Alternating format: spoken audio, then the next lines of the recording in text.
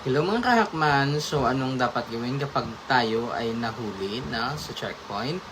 So number 1 po, dapat po maging respectful po tayo. Iwasan po natin pagsasalita ng medyo masakit sa tenga, no? Maging respectful po tayo, baka mapagbigyan pa yung kasalanan natin. Pangalawa, tanungin po kung ano yung violation natin. Doon po natin malalaman kung yung violation na chinarge sa atin doon sa TOP natin is the same violation yung na-commit ninyo.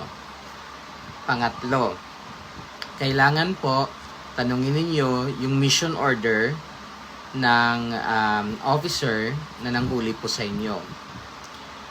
Doon po natin malalaman kung saan po at anong opisina po natin kukunin yung lisensya natin, no? Kapag nabigyan po tayo ng ticket sa checkpoint or sa saan man, no? So importante po 'yon, no? Pang-apat, kailangan po ipakita yung mga dokumento, no?